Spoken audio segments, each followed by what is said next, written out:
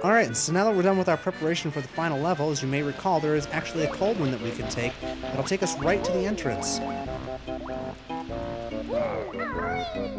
Through here, I believe.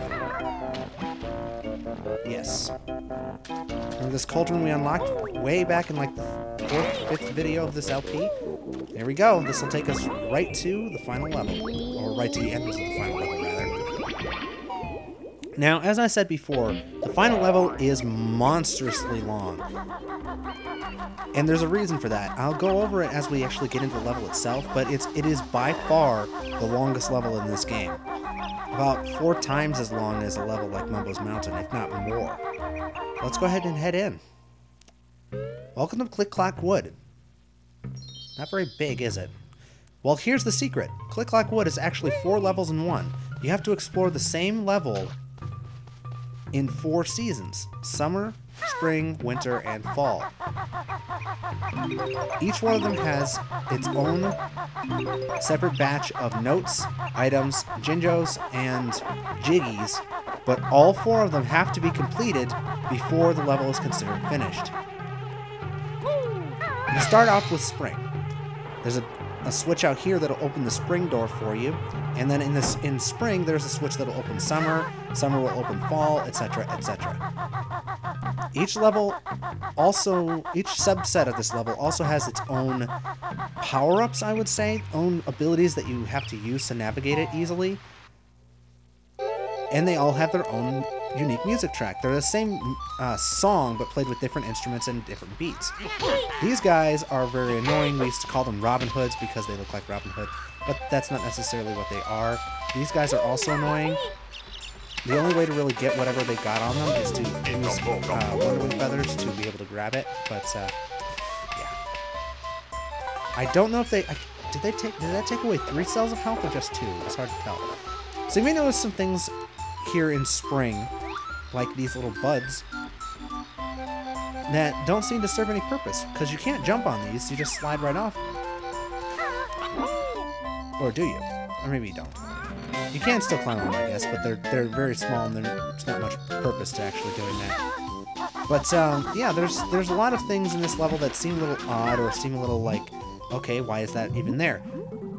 It all gets explained.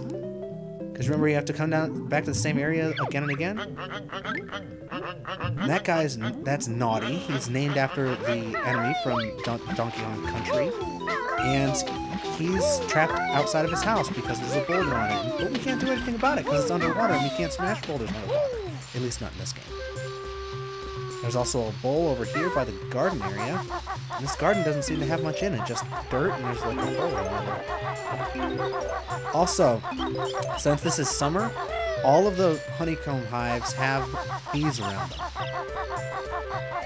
And we're back to a new enemy that comes out of the walls. These guys are actually even more annoying than the ones in earlier levels, because they will sense you from further away, and they'll jump out and try to kill you from much further away than the other ones did. So, and they have a surprisingly long range. It looks like they have a fairly short range, but they do have a surprisingly wide range. So, you want to make sure to grab all of the notes and things in this area as well. Can you reach that platform? I don't know if you can. I don't think you can. Well, no, there was, yeah, we saw it was up there, just an extra life. It's not that big of a deal. What you basically want to do in each version of this level is work your way, whoops. Oh, that was nasty. You want to work your way around the tree, around the base of the tree, grab all the power-ups and stuff around the tree, and then climb the tree, and get all the stuff on the way up. It's easier said than done, by far, because this level, as I said, it's very long, because you have to do the same thing 4 times. But it's also dangerous. It's kind of like Rusty Bucket Bay, where the threat of death is always hanging over you.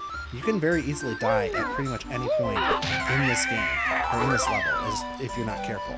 There's Mumbo's here as well, so we're going to want to go and visit him, because you never know what he might be saying for us here. There's like a whip there, or a vine there that we can just avoid by jumping over it, and use the boots to climb this area. And let's see what Mumbo has to say. Well, he wants 25 Momo tokens to transform, so let's go ahead and do it. The final transformation of the game is a bee. And he's right, it is the best one yet. I guess we have 3 left over. I don't think they actually serve any purpose at this point. There's nothing else in here? Okay. You're going to want to come back and visit Mumbo at all 4 seasons because he has different stuff in his hut each time. And you're not going to be able to transform in all 4 seasons either, because keep in mind, there are some seasons where bees just aren't around. Oop, there's some notes down there I missed. So the bee is one of only 2 transformations that would come back from this game to Banjo Tooie. And it's actually, as Mumbo said, the best transformation in this game. Even though it doesn't have an attack, it does fly and it doesn't require feathers, which make it incredibly, incredibly helpful for navigating this level. Of course, there are some things that you simply can't do as the bee, but still, if you want to try to fly around and reach higher up areas, this is definitely the easiest way to do it.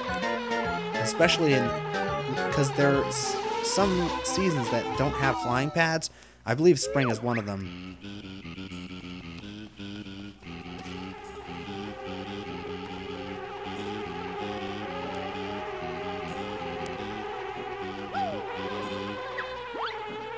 Alright, so there's 2 things in here in this hive guarded by Zubbas that we can get. One is a Jinjo, one is a Jiggy. But unfortunately, even though the bees are friendly with us since we are a bee, we can't actually grab that Jiggy because we can't smash the honeycomb that it's hiding in. So we're going to have to come back later as Banjo Kazooie and grab that Jiggy. Now, what else can we do as a bee? Well, unfortunately, not, as I said, not much. Basically, what we want to do is we want to fly as high up on the tree as we can and use this as an excuse to grab stuff. There is one other advantage to being a bee that you can use, and that is that one disadvantage that it has is that there's no easy way to land while you're flying. There is no slam move and there's no beak buster, so you can't really hit the ground running. But yeah, there is one thing that the bee can do that Banjo Kazooie simply can't, and that's walk on these flowers, because flowers are friendly to bees. It also makes navigating this area much easier, because these platforms are fairly treacherous to try to navigate as Banjo Kazooie. And since you're a bee and you have unlimited flying powers and you can literally fly at any time, you can grab things like this Mumbo token literally without having to worry about it. So. Also, the music in the spring area is insanely cheerful. Honestly, if you listen to this music like a part of a video game soundtrack or something like that, there is no way that you will not smile listening to this, because it's just so amazingly charming. So yeah, we're actually going to want to probably set down as the bee, because there's not much else we can do as it. I mean, it's a great transformation and everything, but there's only so much you can do. Really, in spring, you want to use it to grab some items on narrow platforms like these, and you also want to use it to grab those Jinjos, and that's pretty much it. Because again, you're going to have to scale the tree as Banjo Kazooie anyway, so there's really no point into doing it otherwise. But that just keeps you from having to do some of the more, or wanting to do some of the more dangerous platforming. We can go ahead and head back in. We're going to have to be the bee again, so don't worry if you, if you like, oh, I wanted you to be the bee a bit more. Don't worry, we're going to be it again. Because again, we have to come back through this level 4 times in 4 different seasons. And Mumbo, he doesn't necessarily allow you to transform in all of the seasons, but he does in a couple of them, and the 2 most important to have to navigate the tree. Though, I will say that climbing the tree without the bee is much, much harder. Yeah, there are a lot of Wonder Wing feathers just kind of flying around in this level, but most of them have to do with...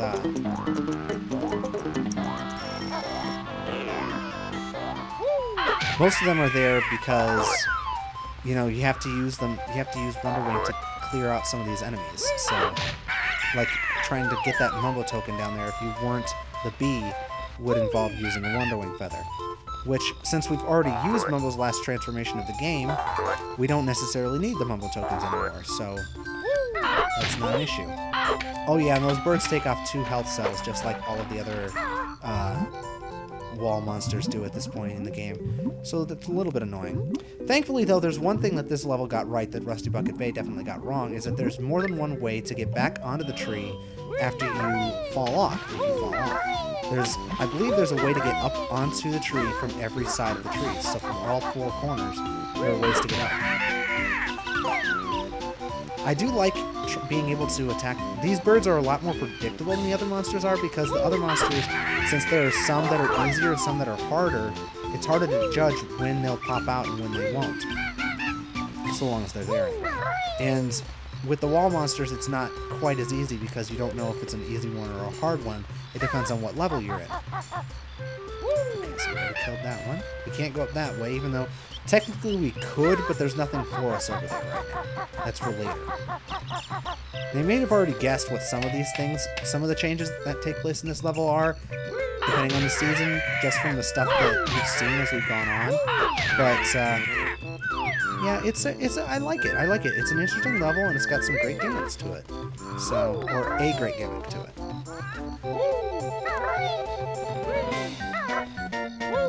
There we go. Oh, can we get in here? No, I guess we can't. Oh yeah, that's right. We can't get into that. We can't get into the hive at springtime as Banjo Kazooie, so we're gonna have to come back in a later season to be able to do that. Again, interesting little thing. You can go in there as the bee to kind of see. Oh yeah, I should probably go in there, but it won't let you, so you're gonna have to come back and do it later.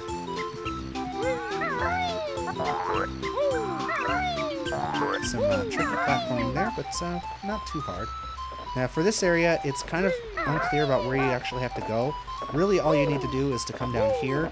Oddly, this is the one honeycomb at this late stage in the game, hive, that doesn't have bees around it. So if you need help, that's a great place to grab it, provided you have the stones it takes to actually climb the tree just to get a few cells of health. You can see there's some buds leading up the tree there, but there's nothing over there. So yeah, that's, again, something that we're going to have to do later. Now up here, we have another one of these dudes. Take him out. And the summer switch. This will open the door to summer out in the main area. Yay! Alright, and in here, this is Nabnut. He's a squirrel, as you can obviously tell. We're going to have to come back and visit him in every season. He's already gathered a lot of nuts for the winter, but he's a bit greedy and a bit short-minded, or short-sighted, I guess you could say. So he's eating them. So, yeah. Not a very smart squirrel, but we'll come back and chronicle his journey through the seasons as we go. So.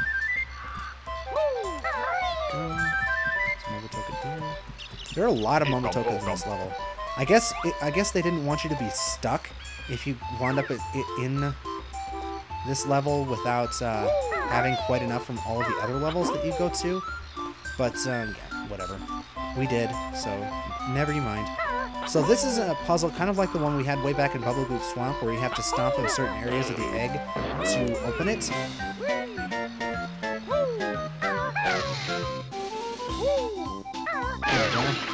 Only this time we only have to do it once. So this is Eerie, Mighty Eagle.